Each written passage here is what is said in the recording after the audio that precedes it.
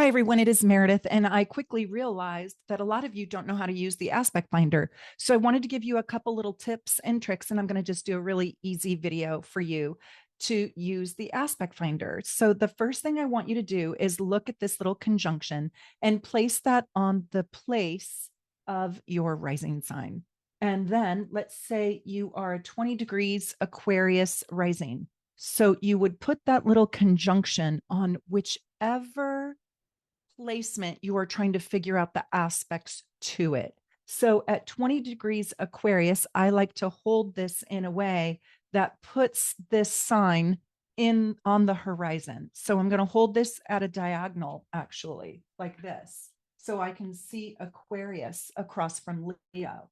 So I'm going to hold that at a diagonal and I'm going to count my orbs. Now on the back, it gives you different orbs.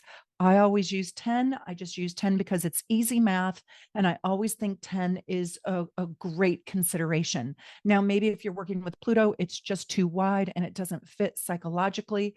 Maybe your birth time is not totally accurate. So just go with 10 and see how it feels and see if it resonates with you.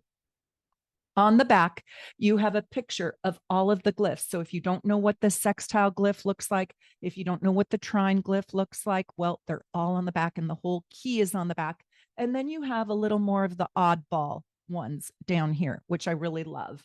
And I absolutely love this quincunx. The trick that I want to tell you about the quincunx on the front side is they do not use the picnic table as the glyph. And I think it's because they don't want to confuse you with the semi-sextile. So instead, they're using just the degree, which is 150 degrees.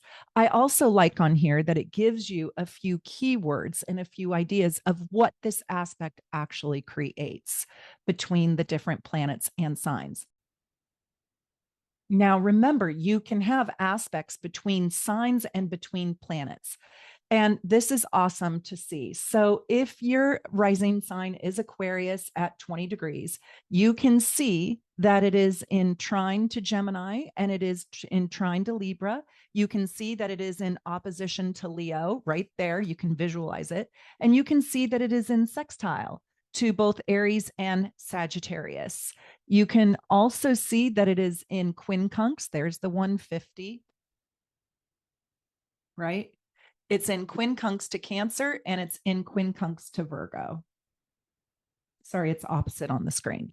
But this is really easy to use. But now I want to show you the actual breakthrough that you can have with this. And that is when you have dissociative aspects. Are you guys watching my short series? I hope you are, because I have about 50 videos, 50 shorts, I should say, on all the aspects. Maybe not all of them, but most of them. And I go pretty deep into the meaning of the aspects.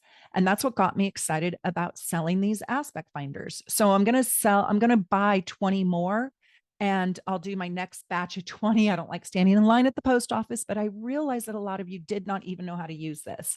So you can move this wheel around and you can just play with it. You can see what Aries is square to and what Aries is in opposition to. And then you're going to always use this as your starting point, right? I like to hold it based on my rising sign. So mine's going to be at a little quirky angle like that. So I can see my chart kind of superimposed upon this. So with and then I like to put my rising sign here with the conjunction right there. And then I can actually see the layout, the design of my chart. Now, if you bought your chart from me and you're using Placidus, sometimes you can have 1, 2, and 3 different signs per house. So I don't work with whole signs. So this isn't actually perfect representation of my chart, but it's pretty close when I hold this, with that on with my rising sign in the place of the horizon. But let's do something tricky right now. And I'm going to show you how you can have a real breakthrough with dissociative aspects. And I talked a lot about these dissociative aspects in my short series. But let's talk about if you've got basically dissociative aspects are when the aspect falls in the sign that is next door to the traditionally aspected sign. So for example, with Virgo, let's take 25 degrees Virgo. And I love this because you can actually count the degrees with the hashtags and they show up. And on quite a few of these, they, on the conjunction and the opposition, they actually do the counting for you up to 10. So you're going to take your little marker and you're going to do this little assignment with me, and you're going to take this to 25 degrees Virgo. So you're going to put the conjunction on 25 degrees Virgo. So I'm going to teach you about dissociative aspects and how this aspect finder finds them for you until you've got them memorized. So I've got my little conjunction on the 25-degree Virgo, right? And I can see the 10 marker and the 10 marker. I use orbs of 10, as I mentioned. So we know that the opposition is right here at 25 degrees Pisces. Now we have to go forward and backwards 10 degrees, and it does it for us. And there it is, right there and there. So we know that the opposition is between 15 degrees Pisces and 5 degrees Aries. So anything, if you have a 25 degrees Pisces planet, anything between 15 degrees Pisces and 5 degrees Aries, you can see it right there, is within orb to make an aspect of an opposition. You got it? Let's do another one. So let's do a trine. So let's put our Pisces. Okay, let's do Pisces at 25 degrees. We'll go opposite now. So you're going to move this around and you're going to put this at 25 degrees Pisces. You're going to line it up right there. 25 degrees Pisces. Okay. And now we're going to go look at our trines. Well, we know, and if you don't remember, you turn it over here and you figure out, oh, there's a trine. That's what a trine looks like. That's the trine. So we're going to go look at our trines. We got our 25 degrees, and look, we've got a trine here and we have a trine here. And let's read it really carefully. So we know that Pisces is a water sign, and it's going to be in trine at 25 degrees Pisces, 10 forward and 10 back. You can count it. You can see it is right here. Can you see it? So let's do Cancer. It is going to be in trine at 15 degrees Cancer all the way to 5 degrees Leo, because you count forward and back. So 25 degrees going backwards 10 degrees is 15 degrees Cancer. So 15 degrees Cancer all the way to 5 degrees Leo, because 25 plus 5 is 30. Plus, and that makes up the sign of Cancer, plus 5 more is 5 degrees Leo. So it scoots into Leo 5 degrees. That's a dissociative aspect, right? So let's do a square now, just one more. And you guys can rewind this and watch it over and over and over. I know it's confusing. That's why you have this, because it does the thinking for you. So Pisces is at 25 degrees right here. Pisces is at 25 degrees. And we have Gemini, which is square, 15 degrees. I can't see. I have my face covering. Gemini, right? And 10 minus 25 is 15. So 15 degrees Gemini, right? So we go 15 degrees Gemini right here, 15 degrees Gemini. And 25 plus 5 is 30. Plus 5 more into Cancer. So up until 5 degrees of Cancer, we have a square. We have a Pisces Cancer square. If you have a 25 degree, right? And you can even do this at 23 degrees. You can do this at, so those late degrees, this works with early degrees too. It would just be on the other side of the sign.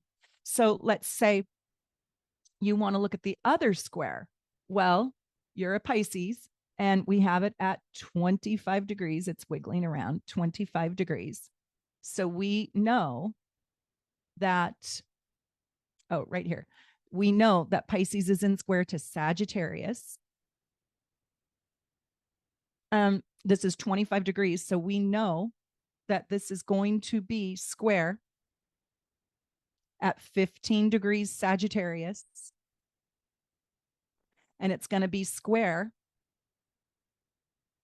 at 15 Sagittarius. 15 to 25 is 10. And 25 plus 5 is 30. So we know that's square because that's going the other way, plus 5 more degrees in the other sign, which is all the way to 5 degrees Capricorn. Now, if you want to test it, just come to the back and look at the 90 degrees. Look at the square and look at 90 degrees, right? So you know you need 90 degrees. So now with a 10-degree orb, you know the math is anything that falls between 80 degrees and 100 degrees is a square. Now, sometimes aspects, when you get way down here, they overlap.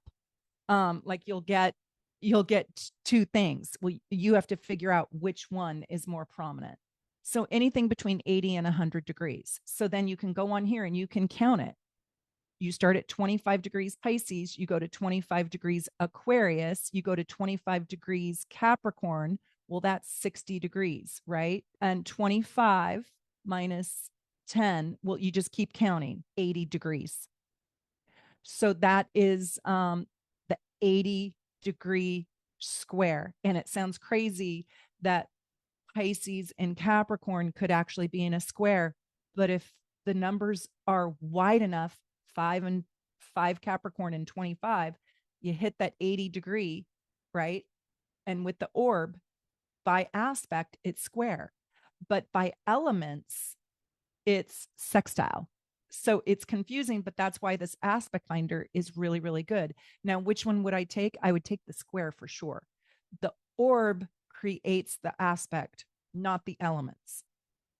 So you might be a 0-degree Sagittarius and I might be a 22-degree Sagittarius. And we're both Sagittariuses by element, but we are not conjunct, right? Our suns are too far apart.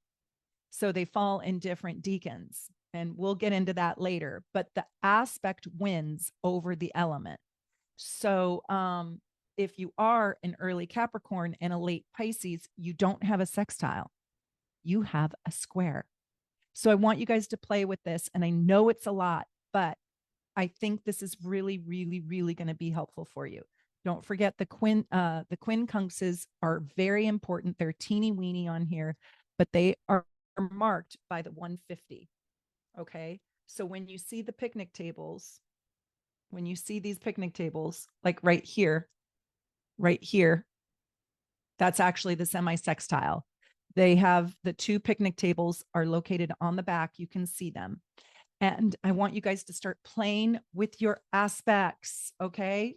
All right. It's going to really help you with the disassociative ones. I hope this helped a tiny bit. And I'm sure you guys are going to have a lot of questions, but hopefully you got something out of this. Okay. Bye for now.